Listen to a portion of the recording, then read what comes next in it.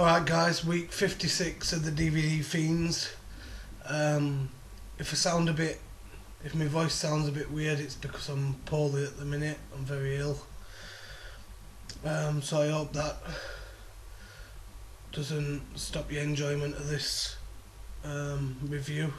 Today I'm going to be reviewing Wrong Turn 3. Right. Before I get started with the review, I want to say I'm a big fan of the series.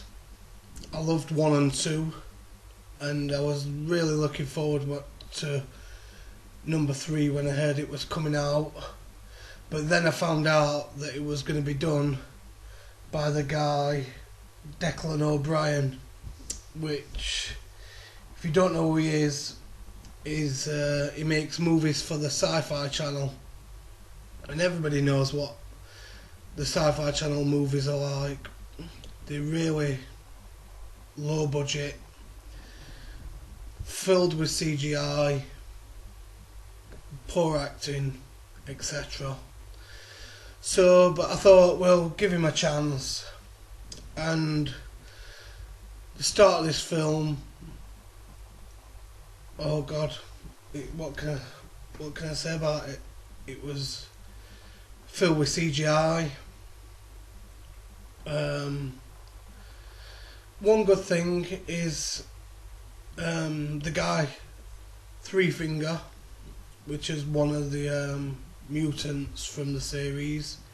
He looked really well, but I also thought, don't quote me on this, but I'm pretty sure that in part 2 Henry Rowan's character killed off the character Three Finger with the shotgun, but is back in this one with his one of his offspring, and it starts off. There's 4 campers who are going canoeing down this, or kayaking down this river, and they're going to camp out in the woods. And they bump into Three Finger, and he kills 3 of them straight away. The first kill, CGI kill, bow and arrow through the woman's back and out of her tit. It didn't look that bad. I can get through that. And then one through the back of her head and out of her eyeball with the eyeball on the end. I thought that looked alright. I thought, yeah, that ain't too bad. But the acting of these 4 characters, the 4 campers, really poor. Really wooden. And then it goes to, it like cuts off and goes to a prison, and there's the gangs in the prison. One of the gang members, well, he's a gang leader, he's called Chavez, and he's played by Tamer Hassan, who's a well-known British actor. He usually plays gangsters, Cockney gangsters, in all our British films. He's also been in a TV soap called EastEnders as a gangster. We were in for a few episodes, and I really like him, but they made him speak with like an American cross Mexican accent, and that really put me off it. I just thought, no, I just couldn't get my head around it all the way through the film. He was speaking in this daft fake accent, and I think they should have stayed with the Cockney accent. It would have been a lot better. So that's another thing that did me head in about this film. Now, the kills were inventive, and I think they were really ambitious. I think Declan O'Brien was ambitious with this film, and he gave it all he'd got. But the kills and the traps were CGI. The traps weren't CGI, but the kills, when the traps like cut into people, was CGI. And if you're going to do it CGI, then you've got to have a lot of money to make it look good, and obviously he didn't have the budget to make it look good, so he should have gone with practical effects. So I'll get on with the film anyway. So they're going to transfer this Chavez, this gangster character, and a few of the other inmates to another prison. So they get them all in the prison van, and they drive through the woods to this other prison. They don't get to the prison obviously because Three Finger runs them off the road in his pickup truck, and they all get out of the van, and then they have to make their way through the woods, and the prisoners have obviously took the guards hostage after the crash.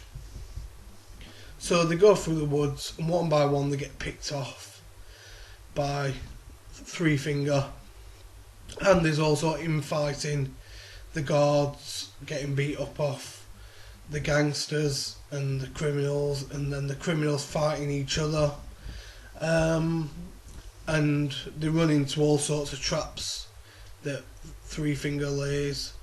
There was a really good trap, one of them, where one of the criminals is a car thief, he's got ginger hair. I liked his character, I thought it was funny.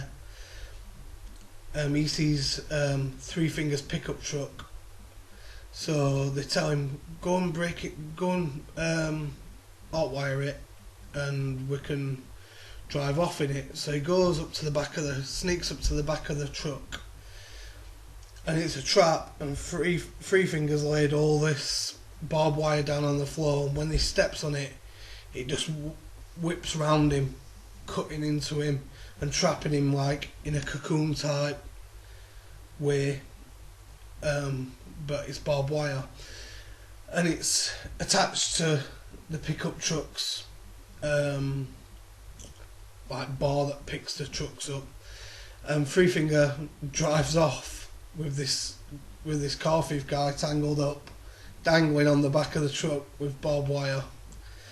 And he's driving along the road, and he lets it down, and you can see the guy smashing his face on the floor, tangled up in barbed wire. That's a great. I really enjoyed that bit.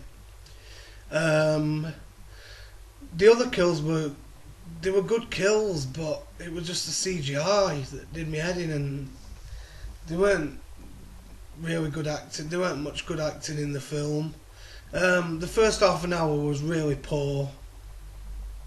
The last maybe 50 minutes, I was interested in it. It's not as good as the first two, nowhere near as good as the first two. But it was alright. Some people like it, some people hate it. I hated the CGI. I hate CGI, so I hated the CGI in it. I didn't like some of the acting in it, but it did keep me occupied, and it was funny at times. So if you're a die-hard fan of this series, then check it out. I don't think you'll like it as much as the first two, but I'd still check it out. If you don't like the Wrong Turn series anyway, I'd stay well away from this, because if you don't like the first two, then you'll hate this one. So thanks, I hope you liked me review, and I hope it helped you in some way. Thanks guys, bye.